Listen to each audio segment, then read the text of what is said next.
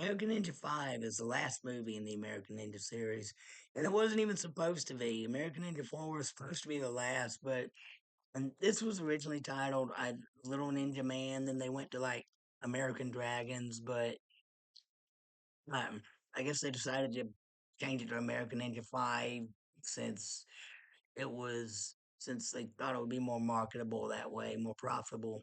And David Bradley does star in this again. Not again. He stars in another American Ninja movie again. That's not supposed to be an American Ninja movie. He um he plays a guy named Joe, not Joe Armstrong from the first two movies and the fourth movie. No, Joe Castle, Castle with a K instead of a C. And he's a karate teacher. And he one day his Aunt Moretta, who from the Karate Kid, he plays this guy named Master Tetsu who supposedly taught Joe.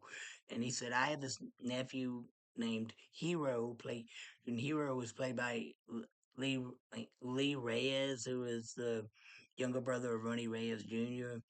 And he's this like teenage like 13-year-old kid who's always carries his handheld video game around like playing with it like most kids today play with their cell phones.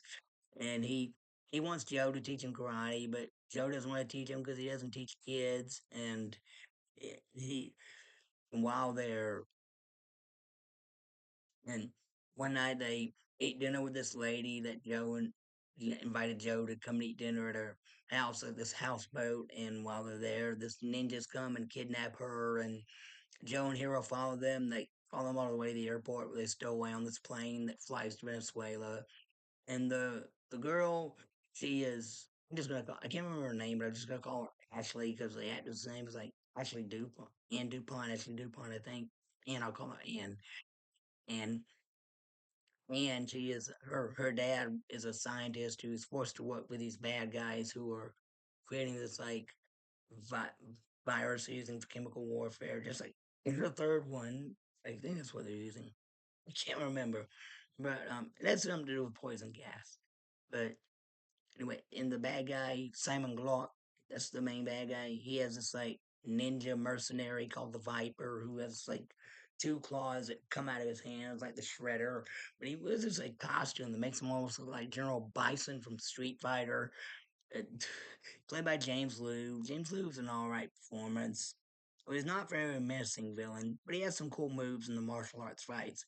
This has a lot of cool martial arts fights, and unlike the first four American Ninja movies, this one's rated PG-13 instead of R-rated because this is obviously meant to be a family film. Yeah, there's a lot of humor in it it does make you chuckle at times. And Pat Morita, I love Pat Morita from the Karate Kid. I wish he had more to do in this, but he's only like in there for like two or three scenes. First scene where he drops his nephew off at Joe's karate school, and the next scene is in a vision when Joe and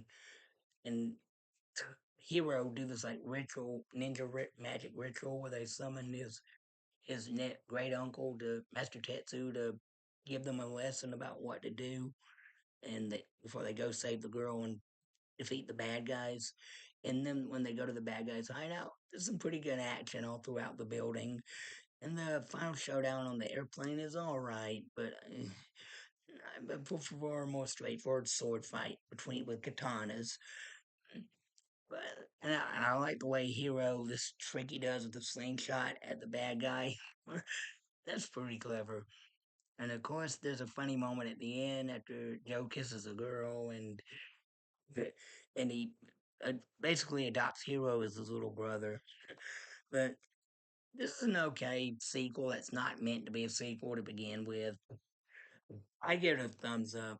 All right, that's it for now. Thank you. God bless you. Bye.